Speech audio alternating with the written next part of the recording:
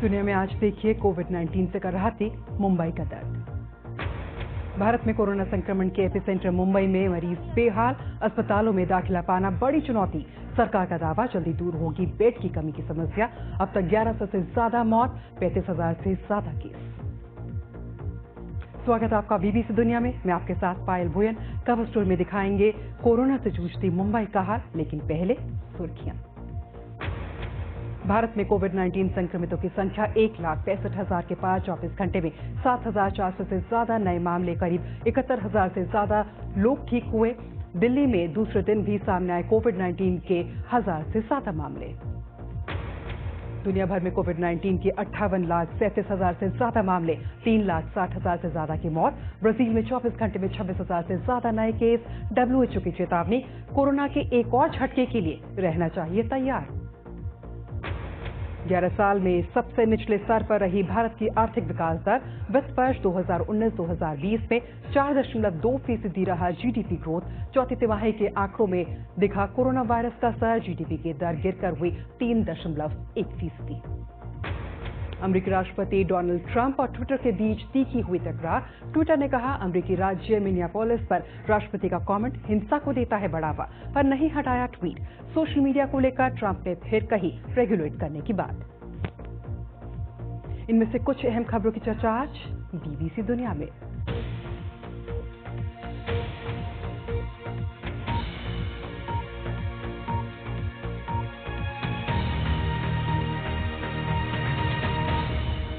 भारत की आर्थिक राजधानी मुंबई कोरोना संक्रमण से बेहाल है। राज्य सरकार की तमाम योजनाएं और दावे फेल हो रहे हैं।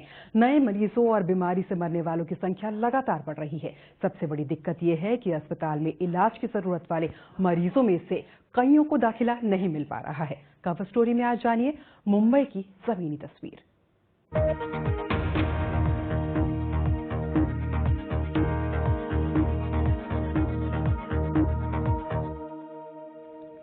भारत में कोरोना संक्रमण के मामले बढ़ने का सिलसिला जारी है। देश में अब तक 4,706 लोगों की वायरस की चपेट में आकर मौत हो चुकी है। इसके साथ ही मौतों के मामले में भारत अब चीन से आगे निकल गया है और संक्रमण के मामले में तुर्की को पीछे छोड़ दुनिया में 9वें स्थान पर पहुंच गया है। कोरोना संक्रमण का शुरुआत चीन से हुई थी। वहां कोरोना से अब तक 4,638 लोगों की मौत हो चुकी है। संक्रमण के मामले में भारत ने चीन को पहले ही पीछे छोड़ दिया था। कोरोना संक्रमण के मामले में महाराष्ट्र देश का सबसे ज्यादा प्रभावित राज्य है, जहां कोरोना के 59,000 से ज्यादा मामले सामने आ चुके हैं। इनमें भी मुंबई की हालत सबसे गंभीर है, जहां 35,000 से ज्यादा लोग संक्रमित पाए गए हैं और 1100 से ज्यादा लोगों की मौत हो चुकी है। महाराष्ट्र में पीडब्ल्यूडी मंत्री अशोक चव्हाण समेत कई नेता कोविड-19 से जूझ रहे हैं। वहीं राज्य के पुलिसकर्मियों के लिए वायरस घातक साबित हुआ है। अब तक 2,211 पुलिसकर्मी संक्रमित हुए हैं, जिनमें से 25 की मौत हो चुकी है। महाराष्ट्र की उद्धव ठाकरे सरकार हर मरीज को इलाज मुहैया कराने का दावा कर रही है, लेकिन मुंबई में कई गंभीर मरीजों को अस्पताल में दाखिला नहीं मिल पा रहा है। इनमें वो लोग भी शामिल हैं जो कोरोना वायरस से संक्रमित हैं। मरीजों की बढ़ती संख्या को देखते हुए सरकार ने अस्थायी अस्पताल बनाने के लिए कहा है, जहां अब तक करीब 60,000 बेड्स लगाए जा चुके हैं। पर इसके बावजूद मरीजों को दाखिला क्यों नहीं मिल पा रहा है? देखिए बीबीसी संवाददाता जाह्नवी मूले की ये रिपोर्ट। एम्बुलेंस वक्त पर नहीं आई तो हम ऑटो, टैक्सी जो भी मिला उसी में बैठ एक अस्पताल से दूसरे अस्पताल चक्कर लगाते रहे। ये दर्द उस शख्स की बेटी का है जिनकी गंभीर बीमारी की स्थिति में सांसें उखड़ने लगी थी, लेकिन किसी निजी अस्पताल में दाखिला नहीं मिल सका। सरकारी अस्पताल में भी उन्हें दाखिले के लिए इंतजार करना पड़ा। जब हम KEM अस्पताल गए तो वहाँ लंबी लाइन थी। पापा की हालत खराब थी। डॉक्टर ने कहा कि आप इन्हें आखिरी वक्त में यहाँ लेकर आई हैं। मैंने खुद ही उनके मुंह पर ऑक्सीजन मास्क लगाया। मेरे पिता जमीन पर पड़े गद्दे पर लेटे थे और ऐसे ही उनका इलाज हुआ। कोविड-19 की वजह से उनके पिता की मौत हो गई। उनके समेत परिवार के बाकी सदस्यों का टेस्ट नेगेटिव आया। ऐसी ही तकलीफ से मुंबई के कई और परिवार गुजरे हैं। पिछले कुछ दिनों से मुंबई में बेड ना मिलने के कारण मरीजों की मौत होने की कई घटनाएं सामने आई है, लेकिन इस शहर के लिए ये नई बात नहीं है। केईएम और सायन जैसे मुंबई के बड़े सरकारी अस्पतालों के बाहर हमेशा ही भीड़ रहती है। आसपास के गांव और कस्बों से लोग यहां आते हैं और कभी-कभी उपचार के लिए उन्हें महीना भर तक प्रतीक्षा करनी पड़ती है।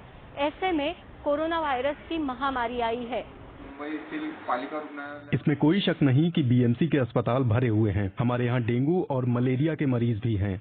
ये सरकारी अस्पताल है और हम हर जरूरतमंद का इलाज करते हैं। चाहे कितने ही मरीज क्यों ना आए, हम उनका इलाज करते हैं। सरकार भी ये बात मान रही है कि कोविड-19 मरीजों समेत गंभीर रूप से बीमार लोगों को दाखिला पाने में दिक्कत आ रही है। मुंबई को छोड़कर प्रदेश में कहीं भी बेड्स की कमी नहीं है। मुंबई में आईसीयू बेड्स की संख्या काफी चिंताजनक है, पर सरकार इसे बेहतर करने की कोशिश कर रही है। अपनी नई नीति के तहत हम निजी अस्पतालों में कोविड और दूसरी बीमारियों के इलाज के लिए 80% बेड्स ले रहे हैं।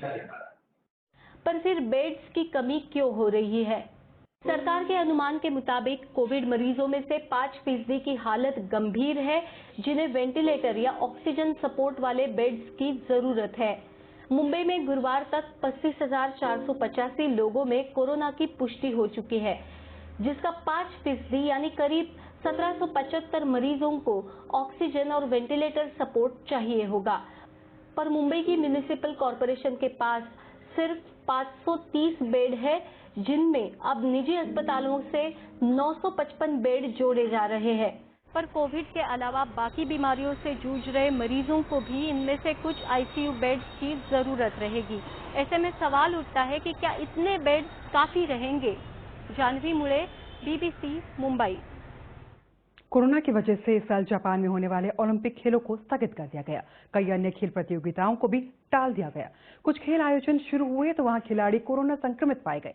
ऐसे हालात में भारतीय खिलाड़ी क्या कर रहे हैं और आने वाले दिनों में खेलों का भविष्य कैसा हो सकता है, बता रही हैं बीबीसी संवाददाता वंदना।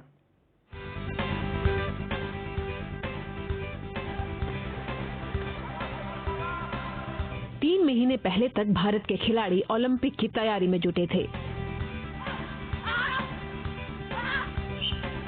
कुश्ती में एशियन चैंपियन दिव्या काकरान भी ओलंपिक क्वालिफायर की तैयारी में लगी थी, पर अब लॉकडाउन के बीच घर में ही ट्रेनिंग करनी पड़ रही है। हौसला डिगा नहीं है, पर चुनौतियां कई हैं। मेरे कोच ने मुझे बताया था कि क्या पता जैसे दवाई नहीं बनी है तो ओलंपिक टल जाए, ओलंपिक ना होए, तो मैं तभी थोड़ा परेशान हो गई थी। ना रनिंग कर पा रहे हैं, ना सूट वगैरह, और ना ही मैट हो पा रहा है, ना जिम वेट ट्रेनिंग, कुछ भी नहीं हो पा रहा है। आईपीएल जैसे बड़े खेल आयोजन इस बार नहीं हो पाए हैं और टीवी प्रसारक भी चिंता में हैं। जहां तक बात इस तरह के छोटे बड़े खेल मैदानों की है, तो आप देख सकते हैं कि अभी भी बहुत कम ही खिलाड़ी यहां आपको नजर आएंगे, लेकिन नई रणनीति पर बात शुरू हो चुकी है। हमें ऑनलाइन कोचिंग करनी होगी। मास्क को लेकर नियम हो सकते हैं। मैदान पर हाथ नहीं मिलाएंगे, गेंद पर सलाइवा जो लगाते हैं वो नहीं होगा। खिलाड़ियों को अगर मानसिक सेहत के लिए मदद चाहिए तो रहेगी। उच्च स्तर के खिलाड़ियों को हम पहले सुविधा देंगे ताकि एक साथ जो खेल का फैसिलिटी है सब उसमें कूद ना पड़े। वैसे मुश्किल दौर अपने साथ नए बदलाव भी लेकर आता है। मसलन 20वीं सदी में जब विश्व युद्ध शुरू हुआ तो कई महिलाएं पहली बार घर से नौकरी पर निकली, फुटबॉल टीमें बनाई और इंग्लैंड में महिला टीम की नींव पड़ी। इसी तरह कोरोना संकट के बीच नए प्रयोग शुरू हो गए हैं। पिच डिसइंफेक्ट हो रहा है, खिलाड़ियों की टेस्टिंग की जा रही है। दक्षिण कोरिया में लंबे समय बाद बेसबॉल मैच शुरू हुए और पिच पर यह नन्हा मैस्कॉट कुछ ऐसे नजर आया। फैंस ने घर से ही खिलाड़ियों को वर्चुअल तरीके से चीयर किया। फैंस की जगह उनके कटआउट स्टेडियम में दिखाई दिए। कोरोना वायरस में खेल का शायद यही नया चेहरा है। इस सब के बीच खेल प्रेमियों को खेल शुरू होने का इंतजार है। एक छोटा सा ब्रेक के बाद जानिए कोरोना संकट में कैसा है पाकिस्तान का हाल। बने रहिए हमारे साथ।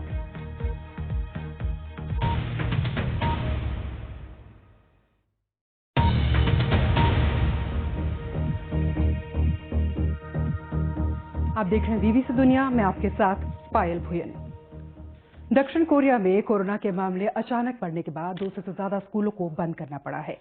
इन्हें कुछ दिन पहले ही खोला गया था। ज्यादातर स्कूल राजधानी सोल के पास बुचुन इलाके में हैं, जहां कोरोना वायरस फिर से फैल रहा है। नए मामले एक डिस्ट्रीब्यूशन सेंटर से फैले हैं। अधिकारियों का कहना है कि वहां नियमों का पालन नहीं किया जा रहा है। वहां काम करने वाले लोगों के जूतों और कपड़ों पर वायरस के अंश मिले हैं। इसके बाद सेंटर में काम करने वाले हजारों कर्मचारियों को ट्रेस कर उनका टेस्ट किया गया है। आइए देखते हैं कि आंकड़े क्या कहते हैं। संक्रमण की आशंका को देखते हुए बुचुन के 251 स्कूलों को फिर से बंद कर दिया गया है, जबकि बाकी स्कूलों को दोबारा खोलने की योजना जो थी वो टाल दी गई है। तो वहीं गुरुवार को दक्षिण कोरिया में 24 घंटे के अंदर 79 नए मामले सामने आए हैं, जो कि 2 महीने में सबसे ज्यादा है। तो वहीं स्वास्थ्य विभाग ने फिर पाबंदियां लगा दी है और सोशल डिस्टेंसिंग के नियमों को अगले 2 हफ्तों के लिए बढ़ा दिया गया है। दक्षिण कोरिया में लॉकडाउन कभी लगाया ही नहीं गया था। दरअसल इसकी जगह देश में ट्रैकिंग और ट्रेसिंग पर जोर दिया गया था। आइए जानते हैं कि बाकी दुनिया का हाल क्या है। जापान की सबसे पहले बात करते हैं। जापान के दक्षिण पश्चिमी हिस्से में फिर से संक्रमण फैल रहा है और ऐसा तब हुआ है जब प्रधानमंत्री शिंजो आबे ने 2 दिन पहले ही आपातकाल हटाया था। फुकुओका और कित्याक्सु शहर में हाल ही में 24 नए मामले सामने आए थे। तो वहीं ब्राजील में कल 26,417 नए मामले सामने आए हैं। विश्व स्वास्थ्य संगठन ने पहले ही चेतावनी दे चुका है कि लैटिन अमेरिका का नया एमपी सेंटर वो बन रहा है और ब्राजील की हालत सबसे ज्यादा यहां पर खराब नजर आती है। और रूस में 3,85,000 से ज्यादा मामले अब तक सामने आ चुके हैं। अमेरिका और ब्राजील के बाद ये संख्या पूरी दुनिया में यहीं पर सबसे ज्यादा है। मॉस्को में पिछले हफ्ते कोविड-19 से हुई मौतों की संख्या में भी सुधार किया गया है। पहले जो थे वो 639 लोगों की मौत की बात कही गई थी, मगर अब बताया गया है कि 1,561 लोगों की कोरोना से मौत हुई है। अभी तक रूस में 4,374 लोगों की मौत हो चुकी है। और बात अब भारत के पड़ोसी मुल्क पाकिस्तान की, जहां कोरोना का संकट गहराता जा रहा है। पाकिस्तान में कोविड-19 से संक्रमित लोगों की तादाद 64,000 के पार पहुंच गई है और बीमारी से मौत का आंकड़ा 1,317 है। हर रोज बढ़ते मामले के अनुपात में क्या वहां इलाज की सुविधाएं हैं और कैसे इमरान सरकार इस संकट से जूझ रही है, बता रही हैं पाकिस्तान से बीबीसी संवाददाता शुमाइला जाफरी। जैसा कि एक्सपेक्ट किया जा रहा था, पाकिस्तान में ईद और रमज़ान के ख़त्म होते ही कोरोना वायरस के मरीजों की संख्या तेज़ी से बढ़ने लगी है और यहाँ पे कोरोना वायरस से जान की बाजी हारने वालों की तादाद 1300 से ज़्यादा हो चुकी है। पिछले 24 घंटों में सबसे बड़े सूबे पंजाब से जो एक दिन का हाईएस्ट डेथ टोल है वो रिपोर्ट किया गया है। कुछ हफ्ते पहले जब यहाँ पे रमज़ान था और ईद की तैयारियां हो रही थी, तो एक्सपर्ट्स बार बार लोगों की जो केयरलेसनेस है उसको देख के ये वार्न कर रहे थे कि जल्द ही मुल्क का जो कमज़ोर हेल्थ केयर सिस्टम है वो इस काबिल नहीं रहेगा कि वो बढ़ते हुए मरीजों को कोप कर सके। और अभी ईद को थोड़े ही दिन गुजरे हैं और कुछ ऐसी रिपोर्टें मुल्क के मुख्तलिफ हिस्सों से आई हैं जिनमें ये कहा गया है कि अब अस्पतालों में इतनी गुंजाइश नहीं है कि वो कोरोना के मरीजों की देखभाल कर सकें। अथॉरिटीज़ जो हैं वो यहाँ पे अब तक इन रिपोर्ट्स को डिनाई कर रही हैं और ये दावा कर रही हैं कि ये खबरें दुरुस्त नहीं हैं और अभी भी पाकिस्तान के हेल्थ केयर सिस्टम में इतनी कैपेसिटी है कि वो कोरोना के मरीजों को एडमिट भी कर सकते हैं और उनकी टेक केयर भी कर सकते हैं। लेकिन जिस तेज़ी से ये नंबर बढ़ रहा है उसको देखते हुए एक्सपर्ट्स ये समझते हैं कि आइंदा आने वाले 1-2 महीने न सिर्फ पाकिस्तान में फ्रंटलाइन हेल्थ केयर वर्कर्स के लिए बल्कि पाकिस्तान की जनता के लिए भी बहुत ज़्यादा सख्त हो सकते हैं। प्राइम मिनिस्टर इमरान खान ने एक बार फिर इस बात पे जोर दिया है कि कोविड-19 एक ग्लोबल प्रॉब्लम है और इसका ग्लोबल सोल्यूशन होना चाहिए और उन्होंने वार्न किया है, खबरदार किया है कि अगर दुनिया के डेवलपिंग नेशंस ने इसके हल को ढूंढने के लिए कलेक्टिव अप्रोच ना ली तो कोई भी मुल्क इस वायरस से निजात नहीं पा सकेगा। ब्रेक के बाद जानिए पीपीए से कैसे पहुंच रहा है पर्यावरण को नुकसान। तो मिलते हैं छोटे से ब्रेक के बाद।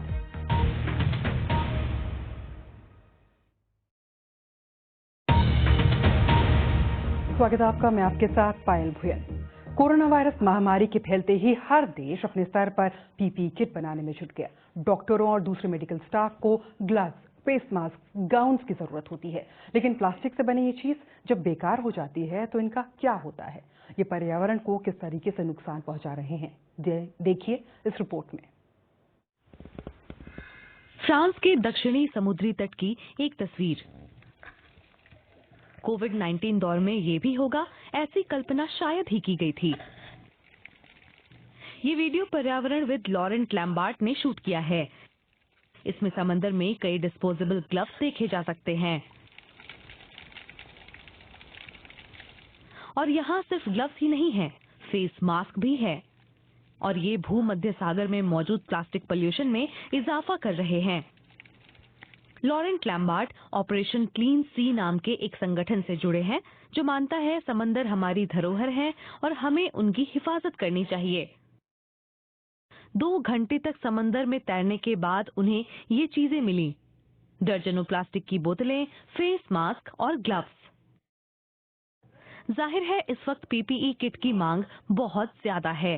हर देश इसे बनाने में लगा है ताकि ज्यादा से ज्यादा पीपीई उपलब्ध हो सके। अकेले फ्रांस में अब तक 2 अरब फेस मास्क बन चुके हैं, जिनमें ज्यादातर डिस्पोजेबल हैं और दोबारा प्रयोग नहीं हो सकते। इनमें से कई आखिरकार समंदर में फेंक दिए जाते हैं। कोरोना से लड़ाई में इस्तेमाल होने वाली ये चीजें प्रदूषण की नई वजह बन गई हैं। और दुनिया के लिए एक चेतावनी भी कि अगर सख्त कदम नहीं उठाए गए तो समंदर में जेलीफिश से ज्यादा फेस मास्क पाए जाएंगे। और पेरिस के जाने माने वायलिनिस्ट रेनो कैप्यूसॉन ने अपने ऑर्केस्ट्रा ग्रुप के साथ खाली हॉल में कुछ इस तरह परफॉर्म किया।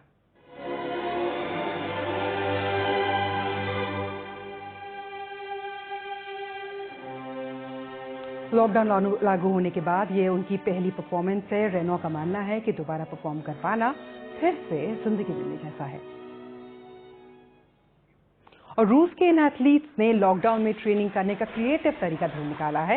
ये तैराक रोज अपने गार्डन में इस तरह 2.5 किलोमीटर तैराकी करती हैं। और ये बास्केटबॉल प्लेयर जो अभी आप देखने वाले हैं, अपनी कार को धक्का लगाकर अपनी एक्सरसाइज पूरी कर लेते हैं।